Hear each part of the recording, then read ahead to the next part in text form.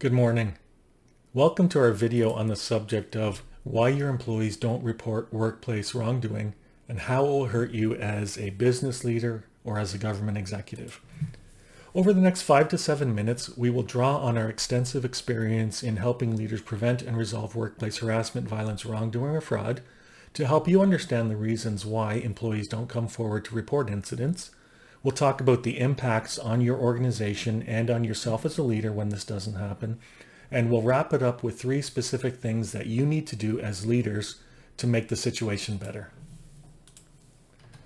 So let's start off looking at why employees don't come forward to report misconduct. Well, the first point has to do with the policies that are in place either in central agencies, government central agencies, or in your own business. And if you're to take a look at various policies across the board, you will see some that are very prescriptive, saying an employee must report. I've seen some that say an employee can report, and this is how you can do it. And then many don't say anything at all about what to do when there's an incident of harassment, violence, wrongdoing, or fraud, what people are supposed to do about it. And then there's a why. Why is it even important? So I find that, putting something in a policy that says you must do this does not appeal to everybody. You really have to make it clear, and not just within the policy, but the whole program. You have to make it clear as to why it's important. So that's the first point, is policies are all over the board, and even within organizations, there's different practices and policies in place. Second thing is a lack of an easy and safe reporting mechanism. So put yourself in the shoes of an individual who has been harassed, or an individual who wants to come forward to, make a disclosure or file a complaint about another person. This is probably the toughest day of their life to have to come forward and do this. And what you don't want to do is throw a whole bunch of obstacles in front of them to prevent them from coming forward and doing the right thing. So employees won't come forward if there is not an easy reporting mechanism for them, and there isn't a safe reporting mechanism for them. And the easy reporting mechanism, if you were to take a poll of many of your employees, chances are you would see that they don't actually know what they're supposed to do when they see something that shouldn't be happening, except maybe talking to the manager, but that may not be the process you want. And the safe mechanism, if it's a whistleblower program, there has to be anonymity to the extent possible. And even without that, you really need to protect the privacy of individuals. And without this easy process and without the safe process, employees will not come forward. Why should they? Why should they stick their necks on the line, even if it's the right thing to do? Next point is faith in leadership, or shall I say the lack of faith in their leadership. Employees will often think of a situation where they expect that the leader will cover for the person who's been accused, or maybe their leadership does not know how to deal with a particular situation because they've never had to. Many managers have never had to deal with a situation, even though situations may have occurred in their organizations. There may be a history of leaders dealing with things in an informal sort of way, sweeping things under the carpet. Bottom line here, lack of faith, lack of trust that the leadership or even the organization will care and will do the right thing at the end of the day. And then there's the nature of the incident. Myself as a witness of harassment, violence, wrongdoing, or fraud, maybe I'm not really sure of what it is that I saw. Maybe I don't have all the facts. Maybe I don't want to come forward because maybe it's not such a big deal. I don't fully appreciate it. I don't fully understand it. I don't want to get involved. It doesn't look like it's that, as I said, a big deal.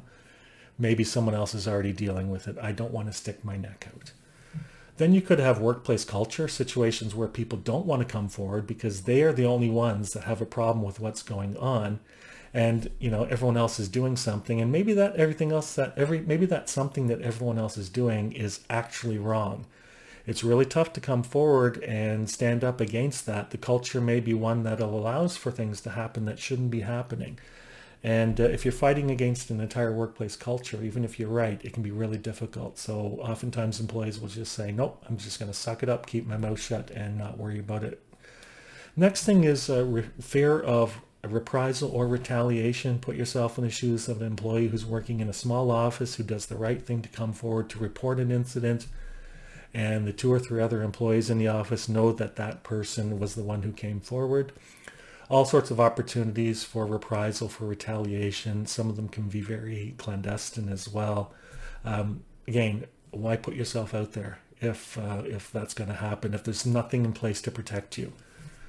Next point is once bit, twice shy. And when I did the lead up to this video, I talked about a couple situations in my past where individuals, I had overseen an investigations program, and after the investigations, individuals came to me. These were victims. One was a victim of sexual harassment. One was a complainant in the case, and there was a third one as well. And they all said, you know what, Ken, if I could turn back time and if I had to do this all again, I would just keep my mouth shut and I would not report the incident. And in the situation of the workplace harassment or the sexual harassment victim, she even went so far as to tell me that she would tell the next young female to just keep her mouth shut and, you know, let the process and not even get involved and not raise the issue, because the whole process itself, the bigger process, just destroys people, destroys the victims as well. And of course, there's, I don't have it here as a bullet, but there's guilt and shame, and you're uncertain as well about coming forward with an incident, especially if you've been victimized. And maybe it's just best to just sit back and keep your mouth shut. It's not the right thing to do, but I'm talking to you about why people don't report things. So let's talk about the impacts and how it will hurt you as a business leader or as a government executive. So picture a situation where something has occurred in the workplace, something serious, and nobody comes forward to report it. This will have an impact on your people, whether it's reported or not, because if people know that it happened, there'll be gossip, there'll be rumors, there will be cliques developing, there will be people going on sick leave. I'm speaking from seeing this real life experience. These aren't things I'm making up here. This is real life things that happen. It consumes an entire organization, and it can last for a very, very long time. And it terribly impacts your productivity. You won't be able to deliver on your projects. Think about your reputation as a leader. If your staff are not coming forward to report an incident to you, then they've lost faith in you. And then when that incident actually comes forward at some point, because they always do, they eventually do, your particular reputation as a leader in government or as a government or as a business leader or government executive is tarnished. You let something happen in your workplace. You didn't set up the mechanisms for people to work through it. A lot of people's lives were negatively impacted, probably destroyed in some cases, and you're the one who people will be pointing their fingers at. And of course, your future moving forward, your career progression, future employability. It's not supposed to be all doom and gloom with what I'm saying here, but what I'm saying here is these things take over organizations, reported or not reported, and they have major impacts. And there's lots of red flags in an organization when you see things happening that maybe there was an incident. Last thing we'll take a look at is what you need to do about it. So I'm going to give you 3 points, very straightforward, very easy things to do, but they take your effort and your time as business leaders and as government executives. The first thing you need to do is you need to make reporting of harassment, violence, wrongdoing, or fraud, make it important. So I was talking about policies earlier where sometimes it says you must do it, sometimes it says you can do it, and sometimes it doesn't say anything. So online training sessions are great and communications from HR folks are great, but unless a leader sits down and actually has the conversation with their employees to help them understand why it's important, this is never going to resonate, and you're going to have employees who don't know what it looks like, don't know what these workplace incidents look like, and don't know what to do if they ever come across them, if it's just another email blast or something that crosses their desk. Sit down, just as you would sit down to talk to people about business resumption, business continuity plans. Sit down and talk to them about, harassment, violence, wrongdoing, and fraud, and why these things are important, and the impacts that they have on organizations and the devastating impacts that they have on people if they're left unchecked. Second point is to make it accessible. So again, going back to,